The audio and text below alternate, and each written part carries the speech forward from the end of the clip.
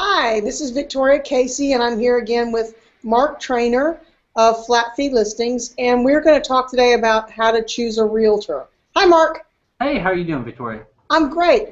Now, whether you're looking for a traditional realtor or a discounted flat fee realtor, it gets kind of difficult to vet realtors. It really is. People are kind of left out there with no, really they're left to just ask friends and family for references. It's kind of difficult to choose a realtor, and sometimes most people seem to find the first one that they walk into the office, and you're kind of shooting a lottery there. You may or may not get a good realtor. So, Mark, what do you look for? What do I look for as a consumer in a realtor?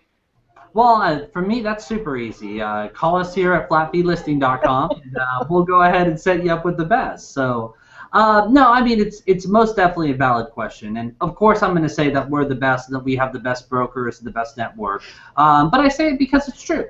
Here in Texas, the rules to go ahead and be a realtor is you have to be 18 years old, and you have to go ahead and sit through a whole bunch of classes, take a fairly easy test, and know how to use a calculator, and you can go ahead and become a bona fide real estate agent. In Texas, you actually automatically become a realtor because our organization pays all those dues. It's part of your membership dues. So automatically, right out of the gate, day one, you're a real estate agent, licensed, and ready to go ahead and wreak havoc. Yeah, that's the kind of the problem with it, is that I don't have any way of knowing. I can ask you how good you are, but the truth is all I can really find out is how good you are selling yourself to me. Doesn't mean that you can sell my home or that you're honest or that you're ethical. Of course, the vast majority are, but not everybody is experienced enough to handle your home. And personally, I happen to have a bias towards flat fee listing and discounted brokers. I personally, as a writer, as a blogger, and as a consumer, feel like 6% is just ridiculous. And so I'm really attracted, and I do honestly have a bias towards that. But what qualities do I need to look for? How do I know if somebody's good? Because there's no publicly accessible database that says this person's awesome and this person sucks. There's nothing out there that I can use because, as you and I have discussed before, it's pretty much on the MLS, but I'm not a realtor and I can't access that. So, I mean, how do I go about finding out if you're any good? Yeah, and these are all valid points. And, the number one reason of why somebody chooses a realtor, believe it or not, it's out of guilt. It's just simply, Aunt Susie, everybody goes through her. If you don't go through her, Thanksgiving dinner is going to be a nightmare forever and ever and ever. Or, you sold a house with this person and they did an all right job, but you promised them that you would have them represent you on the purchase side, and now you have a moral obligation to them. Do not get caught up in these moral obligations to realtors and these people. I mean, this is your house. This is one of your largest assets for most people. And going ahead and picking somebody out of guilt or desperation or because it's the first person that you ran into and they said hi and gave you a business card is not a good reason to go ahead and be using their services. Actually, you make a very valid point, and I have a really good friend that we have a mutual friend who happens to be a licensed realtor. We've both known him about 25 years, and she's selling some property and looking about 6% for her figures out around $40,000. And she's going with this individual because he knows that she wants to sell her house and her property. And I actually asked her, why don't you do a flat fee listing? Why don't you use a discounted broker? Why don't you look around? And she said, well, I can't. So-and-so knows I'm selling my home.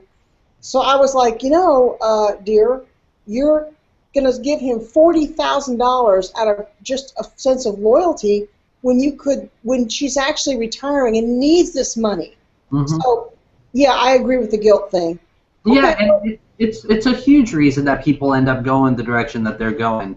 And then on top of it, I've even seen people go back to agents that they had a horrible experience with and use that same one again. And why? Well, because it was convenient or because they knew that this came on up and they gave them a holler.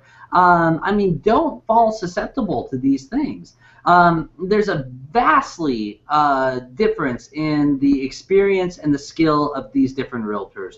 Right now, I'm working a deal with a client who's selling an $800,000 property, and this is their realtor's very first transaction.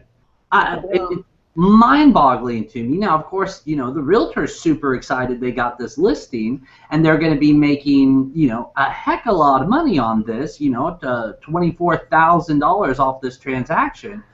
And it's her very first one, and she's completely clueless. She actually asked me, the buyer's agent, on how to go ahead and counter back on some of these different terms. And I'm just thinking to myself, I'm like, all right, well, let me go ahead, and my ethics is to my client, so I went ahead and skewed the deal the best for my client. And, you know, to a certain degree, I feel bad for her seller, but, you know, I got to take care of my client at any advantage that I'm going to go ahead and have. Now, I'm not doing anything unethical. I'm not doing anything ridiculous, but at the same time, I'm trying to go ahead and get my buyer the best deal possible.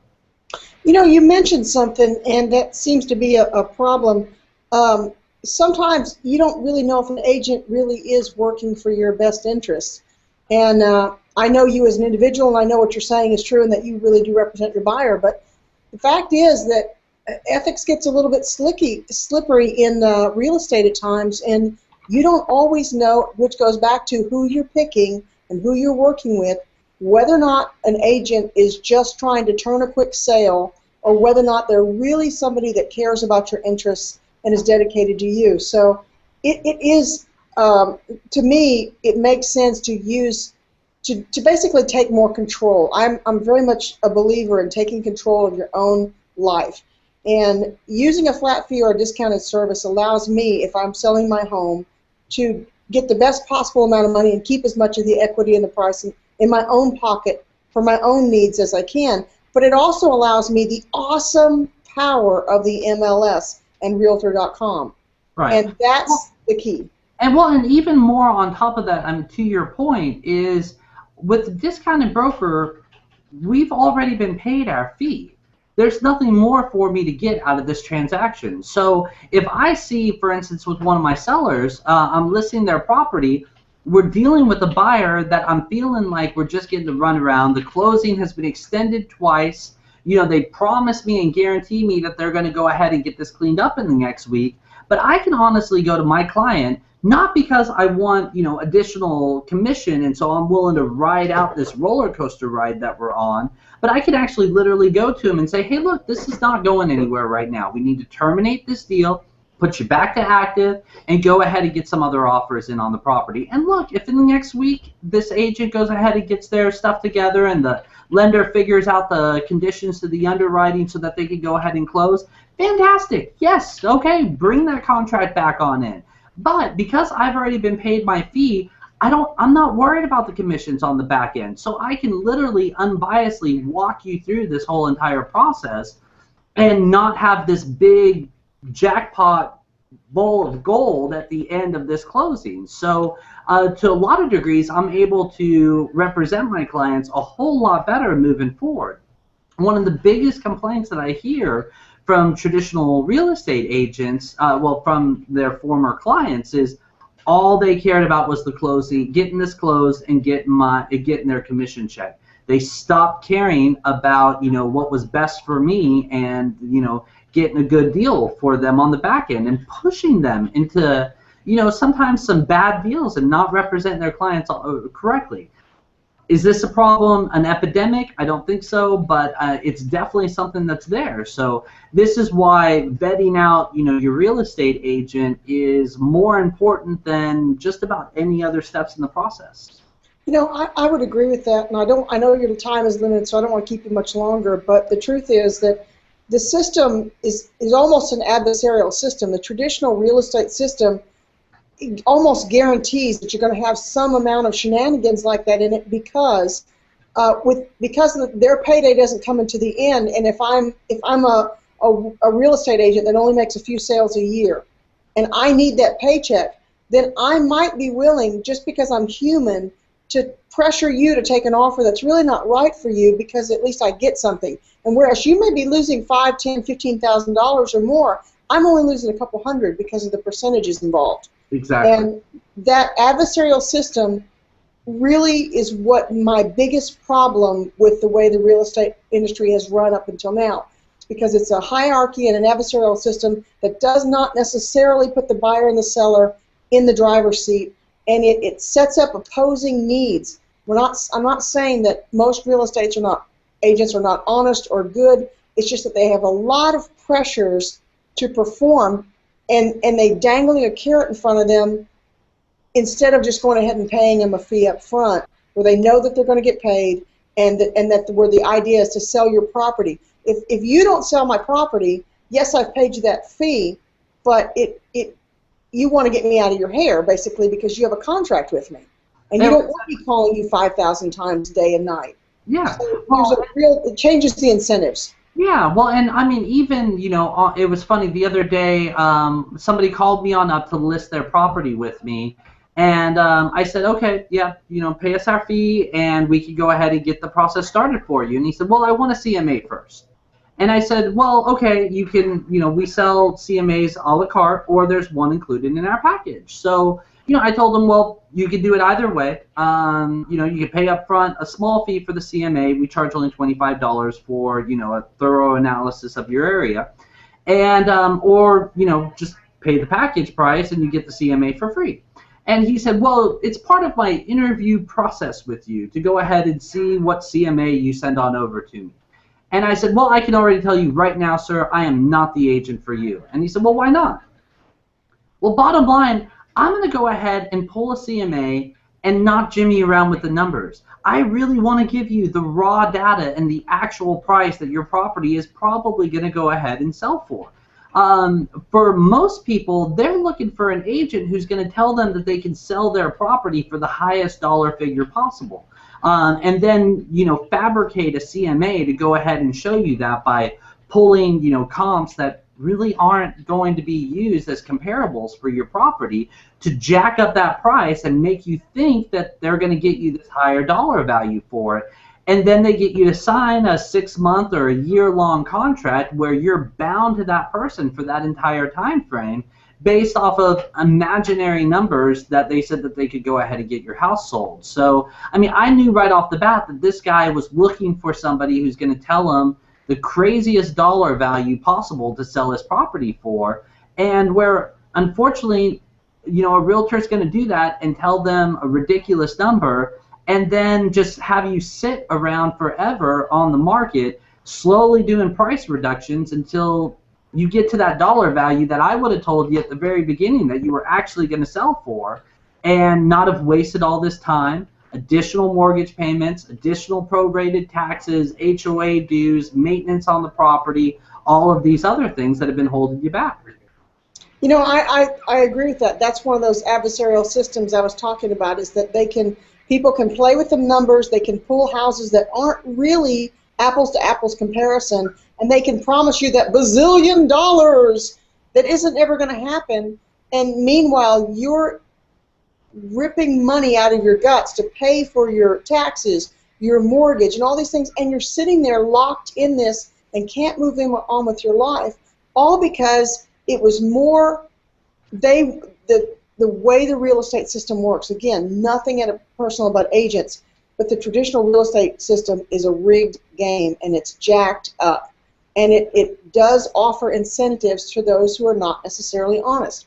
And these things are not, they're unethical, but they're not illegal, and they happen. And even if they are illegal, they're incredibly difficult to prove. So yes, and I've said in many articles, if they promise you the moon, the stars, and all the heavens, run away very, very quickly, because the way they're running the business, if they're way out of line with everybody else, don't get excited about it. Don't think, oh my God, they see the innate value in my home. No, they don't. They see you as a walking ATM, and they want you to spit out money, and you're going to end up losing a ton of money in all those fees and services, and you're going to pay their heinies on top of it. So again, thank you, Mark, for your time. How can I reach you? If I'm John Q. Public? Yeah, well, of course, the easiest way is to go ahead and search us on out flatfeelisting.com. We have all of our different services laid there, all the packages laid out to make it just a super easy so that you know exactly what you're getting into and exactly what it's going to cost you. It doesn't matter if you're selling $1 million house or a $50,000 house. It's a flat fee across the board, same for everybody, because generally the work is primarily the same regardless of the price tag of your property. So flatfeelisting.com is an easy way to go ahead and get to us. We have an instant chat that you can actually chat with a real realtor right there on our site, or else give us a phone call 8 a.m. till 8 p.m. Central Standard Time at 1-800-477-7771. Go ahead and give us a chat. We're open up 7 days a week. Again, that number is 1-800-477-7771. Bye, Mark. Thank you so much for your time today. I hope I didn't take up too much of it, and I really appreciate you, and we'll talk again. Hey, thank you, Victoria, and let us know if there's anything else we can do for you. No problem. Talk to you later. All right, thank you. Bye now.